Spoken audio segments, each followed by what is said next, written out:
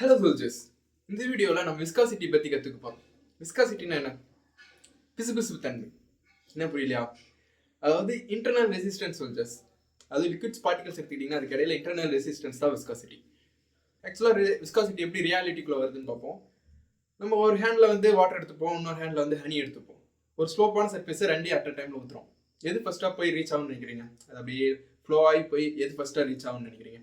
கண்டிப்பாக வாட்டர் தான். ஏன்னா வாட்டருக்கு வந்து விஸ்காசிட்டி வந்து ரொம்பவே கம்மி ஹனியை கம்பேர் பண்ணுறதோட. இதை நான் இன்னும் உங்களுக்கு சிம்பிளாக எக்ஸ்பிளைன் பண்ணணும்னா, ஒரு 2 அத்லெட் இருக்காங்க. 2 அத்லெட்டும் டிஃப்ரெண்ட் ட்ராக்ல இருக்காங்க. ஒரு ட்ராக்ல வந்து பீப்புள்ஸ் வந்து ரொம்பவே அதிகமாக இருக்காங்க, இன்னொரு ட்ராக்ல வந்து பீப்புள்ஸ் வந்து ரொம்பவே கம்மியாக இருக்காங்க. 2 அத்லெட்டும் ரேஸை ஸ்டார்ட் பண்ணுறாங்க அட் அ டைமில். இதில் யார் ஃபஸ்ட்டாக ரீச் பண்ணுவான்? கண்டிப்பாக பீப்புள்ஸ் கம்மியாக இருக்கிற ட்ராக்ல இருக்க அத்லெட் தான் கண்டிப்பாக ஜெயிப்பார். ஏன்னா அவர் வந்து ஃப்ரீயாக இருக்கும், இடம் வந்து ஃப்ரீயாக இருக்கனால ஈஸியாக அவர் ஓடிடுவார். இந்த அத்லெட் வந்து கொஞ்சம் மற்றவங்களோட இடிச்சு மோதி கொலிஷன் ஆகி அப்படிலாம் போகிறதுக்கு வந்து லேட் ஆகிடும் சோல்ஜர்ஸ். இதே தான் லிக்விட்ஸில் இருக்கும் பார்ட்டிகல்ஸ்குள்ளேயும் இதே தான் நடக்குது. ஓகே, விஸ்காசிட்டியோட ஃபார்முலாவை பார்ப்போம். Viscosity is equal to force divided by area multiply dv by dy. சரி, ஓகே, இந்த ஃபார்முலா பற்றி ஒரு ஸ்டோரியாக டீட்டெயிலாக பார்ப்போம். இந்த ஃபோர்ஸ் எஃப் இருக்குல்ல, ஆக்சுவலாக இந்த ஃபோர்ஸ் தான் இந்த லிக்விட் ஃப்ளோ ஆகிறதுக்கு ஹெல்ப் பண்ணுறது.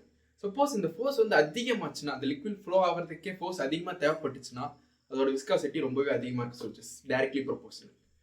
இப்போ ஏரியா எடுத்துக்கிட்டீங்கன்னு வச்சுக்கோங்க. இப்போ அந்த ஹனி எடுத்து நான் ஒரே இடத்துல திக்காக அப்படியே ஊற்றுறதுக்கு பதிலாக அப்படியே கொஞ்சம் பரவலாக ஊற்றும் போது ஏரியா வந்து அதிகமாகும்.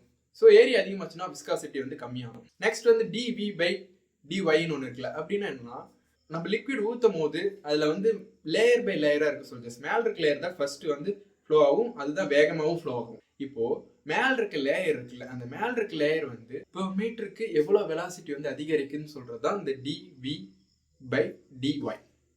சப்போஸ் இதோட வேல்யூ வந்து அதிகமாச்சுன்னா விஸ்காசிட்டி வந்து ரொம்பவே கம்மியாகும் சோல்ஜர்ஸ். இதுதான் இந்த ஃபார்முலா பின்னாடி இருக்க ஸ்டோரி. ஓகே சோல்ஜர்ஸ், இந்த வீடியோ உங்களுக்கு பிடிச்சிருந்தா வீடியோக்கு லைக் பண்ணுங்க அண்ட் நம்ம சேனல் சப்ஸ்கிரைப் பண்ணுங்க.